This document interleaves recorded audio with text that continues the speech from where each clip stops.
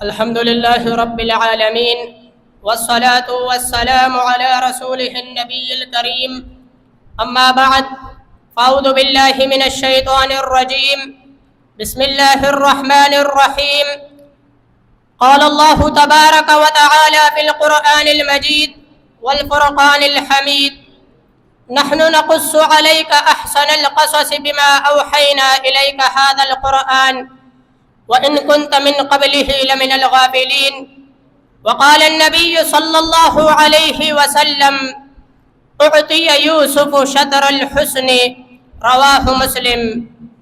حضرات ذی وقار، قرآن مجید وہ عظیم الشان کتاب ہے جو انسانیت کے ہر دور اور ہر طبقے کے لیے ہدایت کا سرچشمہ ہے۔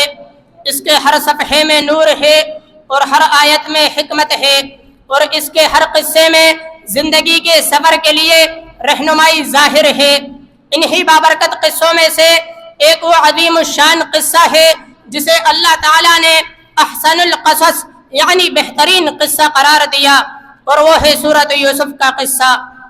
سورۃ یوسف صبر و استقامت، پاک دامنی، حسن اخلاق اور توکل علی اللہ کا ایسا حسین مجموعہ ہے جو مومن کے دل کو روشنی عطا کرتی ہے اور غم زدہ دلوں کو تسلی بخشتی ہے۔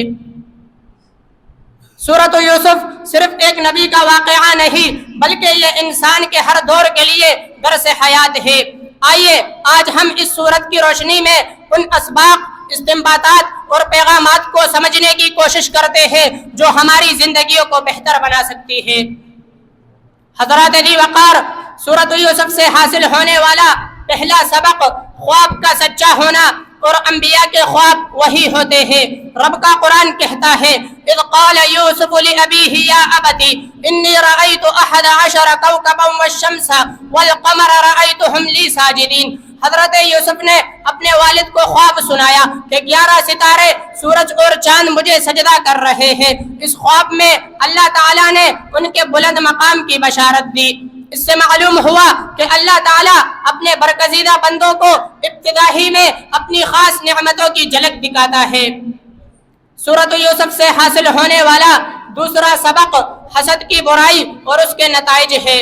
رب کا قرآن کہتا ہے اذ قالوا لیوسف واخوہ احب الی ابینا منا ونحن عصبہ ان ابانا لفی ضلال مبین اقتلوا یوسف او اطرحوہ ارضا۔ حضرت یوسف کے بھائیوں نے حسد کی وجہ سے انہیں کنویں میں پھینک دیا۔ اس سے معلوم ہوا کہ حسد انسان کو گناہ، ظلم اور تباہی تک لے جاتا ہے، اسی لیے انسان کو حسد سے بچنا ضروری ہے۔ سورۃ یوسف سے حاصل ہونے والا تیسرا سبق اللہ پر توکل کا فائدہ ہے۔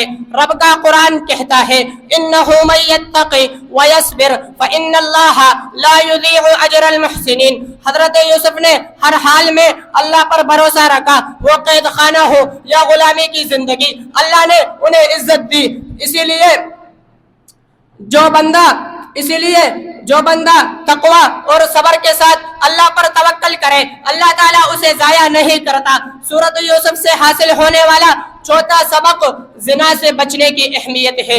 رب کا قرآن کہتا ہے قال معاذ اللہ انہ ربی احسن مثوایا انہ لا یفلح الظالمون۔ حضرت یوسف نے زلیخا کے فریب سے بچ کر عفت و پاکیزگی کا مظاہرہ کیا۔ اس سے معلوم ہوا کہ جو بندہ گناہ کے موقع پر اللہ کو یاد کرے، اللہ تعالیٰ اسے محفوظ رکھتا ہے اور عزت عطا کرتا ہے۔ سورۃ یوسف سے حاصل ہونے والا پانچواں سبق قید میں بھی دعوت اللہ کا فریضہ سر انجام دینا۔ رب کا قرآن کہتا ہے یا صاحبی السجن ارباب متفرقون خیر ام اللہ الواحد القہار۔ حضرت یوسف نے اپنے قیدی ساتھیوں کو توحید کی دعوت دی۔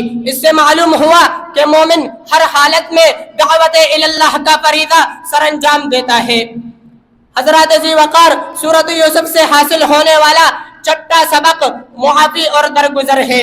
رب کا قرآن کہتا ہے قال لا تثریب علیکم اليوم یغفر اللہ لکم وہو ارحم الراحمین۔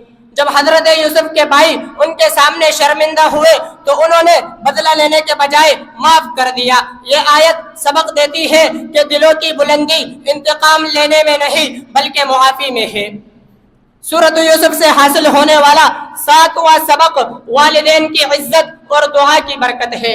رب کا قرآن کہتا ہے وَرَفَعَ أَبَوَيْهِ عَلَى الْعَرْشِ وَخَرُّوا لَهُ سُجَّدًا۔ حضرت یوسف کو بادشاہت ملنے کے باوجود اپنے والدین کو انہوں نے تخت پر بٹھایا۔ اس سے معلوم ہوا کہ والدین کا احترام ایک عظیم نمونہ ہے۔ سورۃ یوسف سے حاصل ہونے والا 8واں سبق اللہ پر توکل اور تدبیر کا فائدہ ہے۔ رب کا قرآن کہتا ہے قال اجعلنی علی خزائن الارض انی حفیظ علیم۔ حضرت یوسف نے مصر کے خزانے کی ذمہ داری خود مانگی، کیونکہ وہ جانتے تھے کہ یہ اللہ کی طرف سے ایک موقع ہے لوگوں کو نجات دینے کا۔ یہ آیت سبق دیتی ہے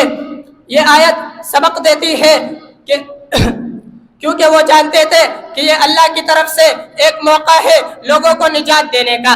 یہ آیت سبق دیتی ہے کہ اللہ پر توکل کے ساتھ ساتھ تدبیر اور عملی قدم اٹھانا ضروری ہے۔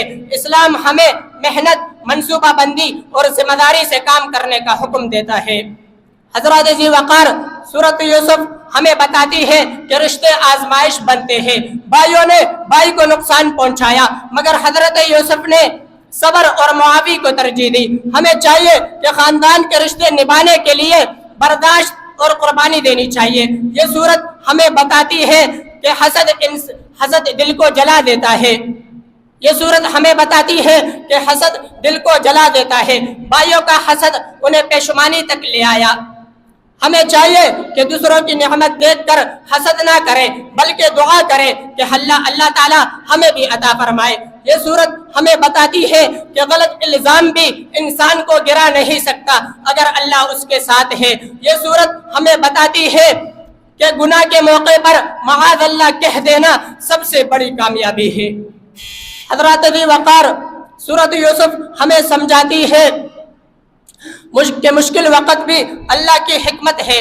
حضرت یوسف جیل میں گئے، مگر وہی جیل عزت کی سیڑھی بنی۔ یہ سورت ہمیں سمجھاتی ہے کہ بندے کا اصل مقام امانت داری ہے۔